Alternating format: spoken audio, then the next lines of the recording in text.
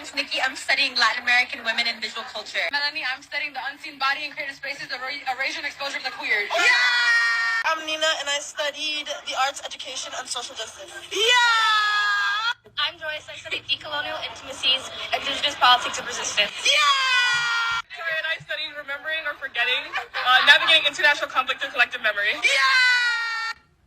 Hi, I'm Iman, and I studied monstrosity, the subaltern praxis. Or should I say I created it? Hi, I'm Kira, and I studied textiles and environmental justice. Yeah! I mean, is that real? It sounds like someone created college degrees by clicking like a random woke buzzword generator. Like, what the hell did I just watch? This world, man. I guess the days when you just become like a doctor or a teacher or something demonstrably useful, they're just gone. I mean, these degrees, do they legitimately have employment options in the real world? I mean, maybe they do. Who the hell knows? And I guess you could say it's harmless, right? Like they want to study this stuff, you know, all power to them. It doesn't hurt anybody. Yeah, lots of men think that until they start dating a girl like that. They fall in love, they get married, and then suddenly they realize that all of the college debt that the woman has accumulated is now suddenly their responsibility to pay off. I won't play the sound because there's music that's copyrighted, but the text reads, when he graduates college debt-free but inherits $30,000 in student loans when he marries you. And I guess this is her victory dance, her celebration for finding some male sucker to pick up her tab. Yeah, real classy. Must be nice to make reckless and irresponsible financial decisions and know that you can always count on a man to come and rescue you. I will probably never pay off my student debt, but I would have sex with a guy if he paid off my student loans. Like, I would never sleep my way to the top, but I would for sure sleep my way to breaking even. You understand, this is a uniquely feminine mindset. Men don't think like this. They can't. No woman's gonna spend her money paying off some man's loans. No matter how willing he might be to prostitute himself, there's just not gonna be any women who are willing to do it. That's not in their nature. But it is an option for women. Lots of men will step up and pay off the education loans of their partners. And I think that women know that, and it must play at least some part in why they feel so comfortable taking out massive loans to fund their education. I mean, why wouldn't you if you know that you as a woman always have the backup option of shacking up with a man and passing your debt off to him? Reading from an article on Investopedia, for starters, it's important to know that the majority of undergraduate college students today are women, approximately 58% for the 2022 to 2023 school year. So it's not surprising that women held nearly 67% of all US loan debt, about $929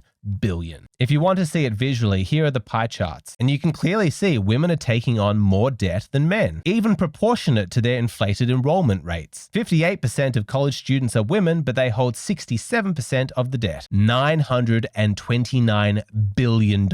That is the student debt held collectively by women in the United States, all for the purpose of getting an education. To put that number in perspective, $929 billion, that is more than the GDP of Saudi Arabia. That's a lot of female student debt. It's a lot of money, and I think it's worthwhile asking, has this been a good investment? Are they getting their money's worth? I asked ChatGPT which gender contributes more in income taxes, and it said that women only make up 35 to 40% of total tax revenue. So women hold 2/3 of the student loan debt, and yet they only contribute roughly 1/3 to the tax revenue. That's not a good deal. That's not a good return on investment. A lot of money is being spent educating these women, and society is not getting that much back. But in this culture, if you talk about this, you're likely to encounter the common feminist talking point that the reason why tax revenue from women is down is because they're underpaid. You know, the gender wage gap. Because as you know, there are so many sexist CEOs out there who are hiring a man and a woman for the same job and paying the woman less. You know, that absolutely real, totally happens, definitely not made up scenario. Well, I have a different explanation for this disparity. I think it can at least be partly explained by the fact that women are studying the unseen body and creative spaces of erasure and exposure of the queer, a degree for which I have to imagine there are limited job opportunities.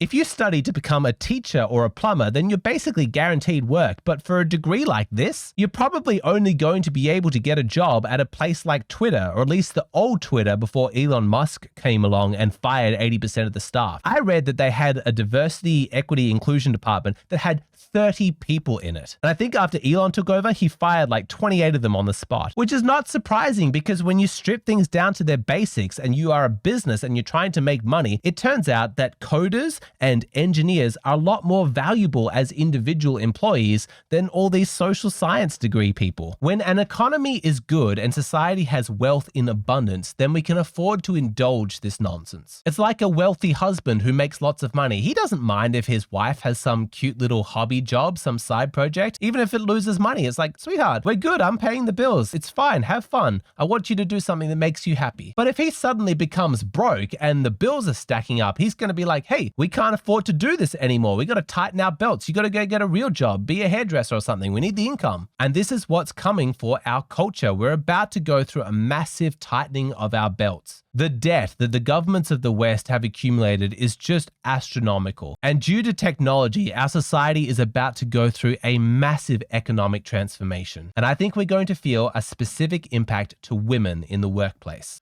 Artificial intelligence is now encroaching on white-collar and high-paid jobs, even some executive jobs. According to this article, 1 in 5 Americans has a job with a high exposure to AI replacement. The people most likely to be exposed are women, white or Asian people, and high earners with a college degree. So your college degree is about to be less useful than ChatGPT in the future. Now, what's interesting about this is the fantasy behind AI has been that we could replace menial tasks, the burger flipping, food preparation, taxi driving, sort of, we call them low skilled, and they're not, I'm not trying to bag on people, but relatively simple jobs, low cost jobs.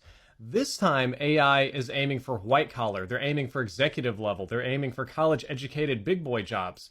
Artificial intelligence is going to affect everybody, no doubt. But for the moment, it looks as though blue-collar jobs are safe. And guess what? The overwhelming majority of those jobs are performed by men. If you're a carpenter, a painter, an electrician, it's going to be a while before ChatGPT can do your job. So this is good news for you men out there who know how to build stuff with your hands. You can fix things, create things, you're going to stay useful. But if you have some corporate job working in a cubicle on a computer, you should probably be concerned. And my prediction is that if the coming decade does see mass unemployment caused by AI replacing jobs, it's going to be women who are hit a lot harder than men because men will still perform the manual labor. Men will stay employed. Men are going to have the income. They're going to have the resources. And it's really interesting to speculate how this could potentially affect the dating market. Because what we keep hearing, like the message of the moment, is that women are staying single because they don't need men. They make their own money. But what's going to happen if the money goes away? What will women do then? Will they all become bricklayers? Will they try and get work hauling lumber around? Unlikely. I think if the corporate employment opportunities start to vanish, you're going to see women return to gentler forms of employment that are people-focused. Teaching, nursing, counseling, things like that. And I think that this is potentially going to be very positive for men because as these women are now engaged in less masculine corporate kind of work, if they're doing feminine things in their profession, then it's likely to have a positive feminizing effect on their personality. There will also be a lot of women who say, screw it, I don't have an interest in retraining or starting a new career. If my corporate job has dried up, then I'm just going to find me a husband. I'm just going to speed up my timeline. I'll get married. I'll have kids. I always wanted to do that at some point anyway. Now seems to be the time. See, I was only really a feminist when it was easy, but now that the money is harder to make, I think I'm just going to be a traditional stay-at-home wife. That sounds fun. I'll marry my husband who's a mechanic and I'll have his babies. Whatever. Sounds good. Now, as somebody who likes children and thinks families are a very good thing and also likes traditional gender roles, men being masculine, women being feminine, I'm potentially quite excited by this. But I also understand that there's reason to be skeptical because a lot of this is going to come down to the attitude with which women bring to their new roles. We want mothers who are excited about being mothers, who love children, who feel fulfilled by that. And it's hard to imagine a lot of modern women making that transition in a quick period of time. But here's what I will say is that even if the attitude going into it is not right, I do believe that exposure to feminine activities is likely to have a feminizing effect on the psyche of women. And if she develops a new relationship with money where she appreciates how hard it actually is to earn because it's dependent upon all of this manual labor, then she's likely to develop a newfound respect for masculinity. You know, she's spending time at home, playing with the babies, keeping the house clean, cooking, whatever it might be, being her feminine self. And maybe she's a little little bit bored. Maybe she's a little bit unappreciative. She's thinking, God, I want to be out there. I want to be working. But when her husband comes home, some muscular dude who's all sweaty because he's been lifting and building and creating all day, and she hears about how hard he has to work to provide for the family, she's just going to be filled with gratitude, like, oh my God, like my man is incredible. He makes money doing things I would never do. Now, I understand I'm probably sounding quite optimistic, dare I say naive. Look, it might not happen this way, but it is a possibility. What I can see potentially undermining things playing out this way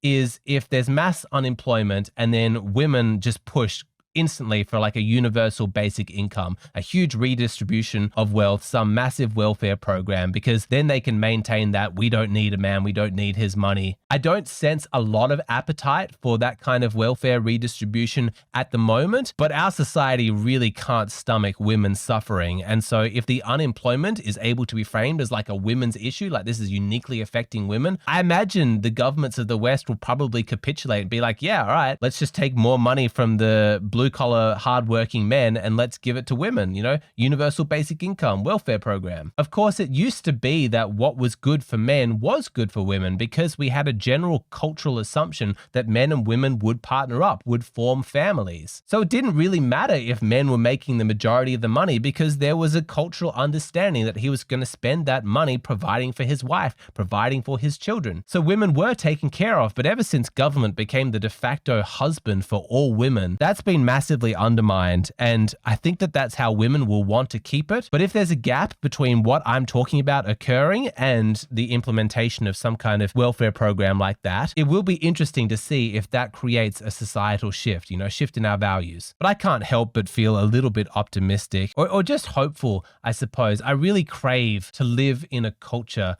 where women respect masculinity and show appreciation for what men do. I want to experience that. I want to live in that culture at least once during my lifetime. I want to know what that's like. So in this transition, women who are already feminine, they're going to be fine. It's not going to be an issue for them. But for women who invested in their masculinity, thinking that they could just outcompete men, when they suddenly have the new competitors, like, no, you've got to outcompete artificial intelligence, that transition is going to be rough. But even if what I'm predicting does come true, it's certainly not going to be a permanent state of affairs, because right now, you know, ChatGPT and other things like it are quite easy to implement, you know, just on every computer and phone around the world. But at some point, robotics technology will replace blue collar work as well. I imagine that's still a couple of decades off, but the things that I've been listing in this video, like electrician, carpenter, plumber, at some point, robots will be able to do that as well, and men will potentially be out of work. And if that happens, the dating market is going to change again. It really is a poignant reminder of how much it is technology that drives social change, much more than activism. Jordan Peterson has been saying this for years. He disputes the feminist claim that women's liberation came about because of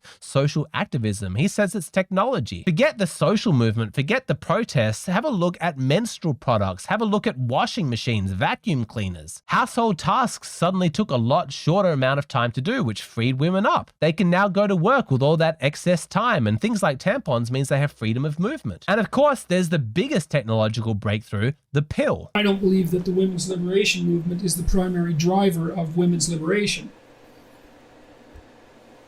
In fact, I think it's a secondary consequence of a far more radical biological revolution, and that's the invention of the birth control pill, right? Because the birth control pill essentially allowed females for the first time in evolutionary history to gain voluntary control over the reproductive function. And a tremendous amount of political upheaval followed in the aftermath of that.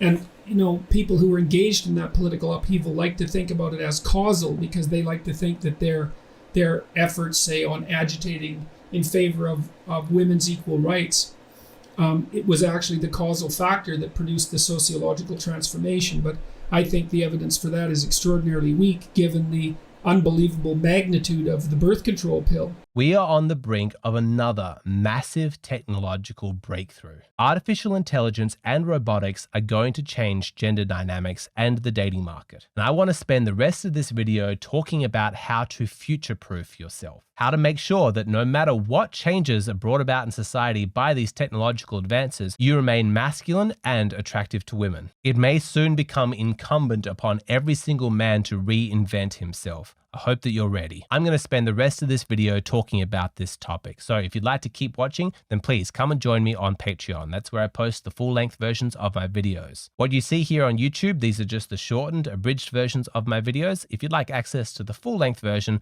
please come and see me on Patreon.